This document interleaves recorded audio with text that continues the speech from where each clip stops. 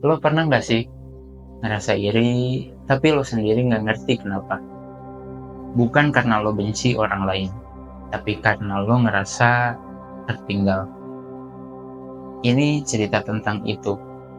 Cerita tentang Ardi, cerita tentang rasa iri yang nggak kelihatan, tapi numpuk pelan-pelan.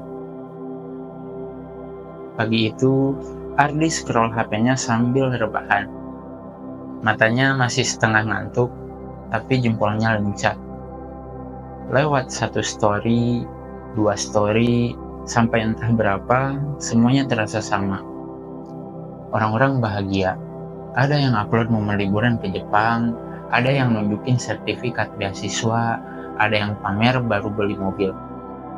Dan Ardi masih di kasur, masih pakai kaos yang sama dari semalam, masih mikir hari ini makan pakai apa.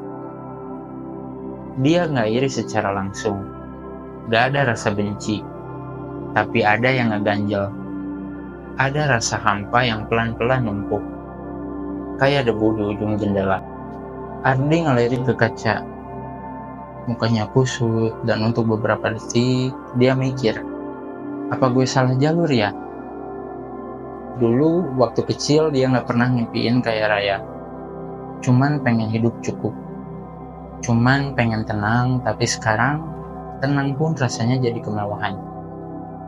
Di timeline, semua orang kelihatan punya arah, punya pencapaian, punya kepercayaan diri, sementara Ardi ngerasa kayak figuran yang numpang lewat doang di cerita orang lain.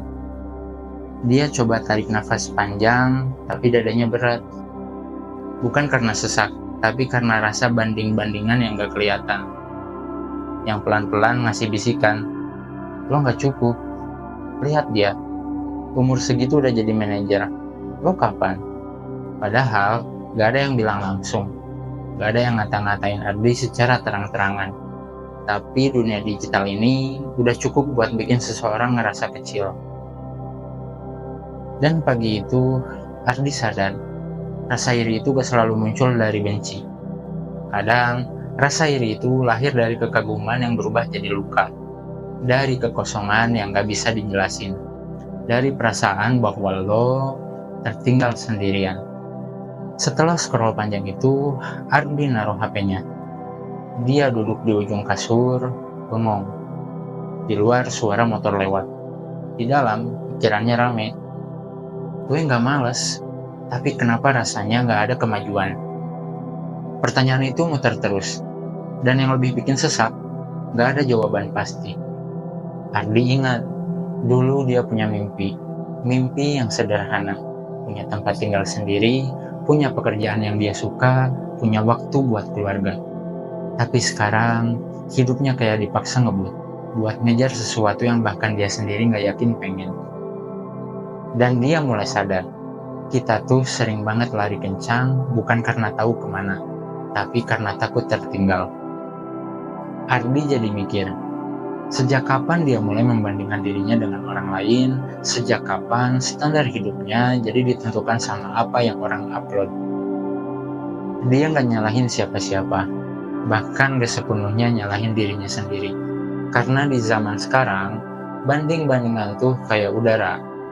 Lo hirup tiap hari tanpa sadar, sampai akhirnya lo sesak.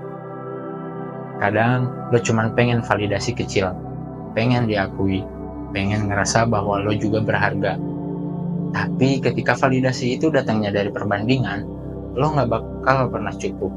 Karena selalu ada yang lebih keren, selalu ada yang lebih sukses, selalu ada yang lebih baik-baik saja. Dan pelan-pelan, lo jadi lupa rasanya bersyukur, lupa nikmatin momen kecil, lupa kenapa lo mulai semua ini dari awal. Hari itu, Ardi gak nangis, tapi ada perasaan kalah yang gak bisa dijelasin. Bukan kalah dari orang lain, tapi kalah dari ekspektasi yang dia bangun sendiri. Dan di titik itu dia nanya lagi, gue hidup buat siapa sih? Pertanyaan itu ngambang, nggak langsung dijawab, tapi mulai jadi bekal buat pelan-pelan nemuin arah yang lebih jujur. Ardi mulai punya kebiasaan baru. Setiap malam sebelum tidur, dia duduk di kasur sambil bayangin satu kursi kosong di depan dirinya. Bukan buat ngundang makhluk halus, tapi buat ngadepin satu sosok yang selama ini berisik di kepalanya, dirinya sendiri. Kadang, sosok itu muncul dengan muka lelah. Kadang muncul sebagai bayangan kecil waktu dia masih anak-anak. Pakai seragam SD, duduk nunduk. Kadang juga muncul sebagai versi dirinya yang ngomel terus, ngehina terus, kayak gak pernah puas sama apapun. Dan setiap malam itu, Ardi coba ngomong. Bukan buat ngusir, tapi buat ngertiin. Lo capek ya? Gue juga. Maaf ya, selama ini kita berantem mulu di dalam kepala. Gue juga bingung, tapi kita bareng-bareng ya. Gak ada jawaban, tapi perlahan suara dalam dirinya jadi gak segalak dulu. Gak langsung ngegas, gak langsung nuduh. Di hari-hari berikutnya, Ardi mulai peka. Setiap kali muncul pikiran negatif, dia tahan sebentar. Dia gak langsung percaya, tapi juga gak langsung nolak. Dia tanya, ini suara siapa? Dari mana asalnya? Apakah ini realita atau cuma ketakutan lama yang belum sembuh? Dan dari situ, Ardi mulai belajar. Musuh dalam diri bukan untuk dikalahkan, tapi untuk diajak duduk bareng, didengerin, dan dipeluk.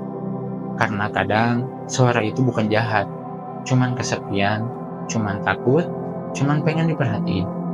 Ardi juga mulai sadar, banyak suara negatif itu tumbuh bukan karena kegagalan, tapi dari rasa malu karena gak sesuai ekspektasi. Malu karena gak bisa banggain orang tua. Malu karena belum punya kerjaan yang keren. Malu karena gak bisa jadi apa-apa yang layak dipamerin di sosial media. Tapi akhirnya dia juga nemuin satu kesimpulan pelan-pelan. Malu itu gak akan hilang dengan pencapaian, tapi dengan penerimaan. Dan malam itu, sambil tiduran, Ardi narik napas panjang. Dia peluk bantal, pejam mata, dan bisik dalam hati. Gue gak harus jadi siapa-siapa malam ini. Gue cuma perlu istirahat, dan itu udah cukup. Minggu pagi, Ardi lagi nyapu halaman kosong. Udara gak terlalu panas, dan ada satu momen yang bikin dia berhenti sebentar. Dia ngeliat ke langit. Biru, tenang, gak banyak awan. Dan untuk pertama kalinya, dia gak ngebandingin dirinya sama langit. Gak mikir, langit aja bisa setenang itu, kenapa gue enggak? Dia cuma lihat, nikmatin, karena sekarang Ardi udah mulai paham. Ketenangan bukan hadiah dari dunia, tapi ruang yang lo kasih ke diri lo sendiri. Dia masih sering ngerasa gak cukup, masih ada suara-suara negatif, tapi sekarang dia udah tahu satu hal penting. Lo gak harus nurut sama semua orang di kepala lo. Dan lo yang nonton ini mungkin juga lagi ngelewatin hal yang sama kayak Ardi. Dan suara di kepala lo yang bilang lo lambat, lo gagal, lo gak berharga, dan parahnya lo percaya. Tapi sebelum lo percaya 100%, coba tanya, suara itu siapa yang ngajarin? Dan apa benar lo harus hidup buat ngejar validasi dari semua orang? Cukup mulai dari hal yang kecil, mulai dari saat lo sadar dan terima bahwa lo masih hidup, dan itu udah cukup.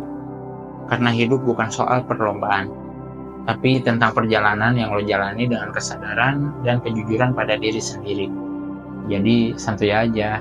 Santuy bukan berarti pasif, tapi berarti lo sadar, lo terima, dan lo jalanin hidup ini dengan cara lo sendiri. Terima kasih sudah nonton video ini. Semua kesalahan mulai dari gue, semua kebenaran mulai dari Tuhan. Klik pikiran pamit dulu. Semoga lo baik-baik aja hari ini. Kalau belum, gak apa-apa. Kita pelan-pelan, bareng-bareng belajar jadi utuh. Sampai jumpa di video berikutnya.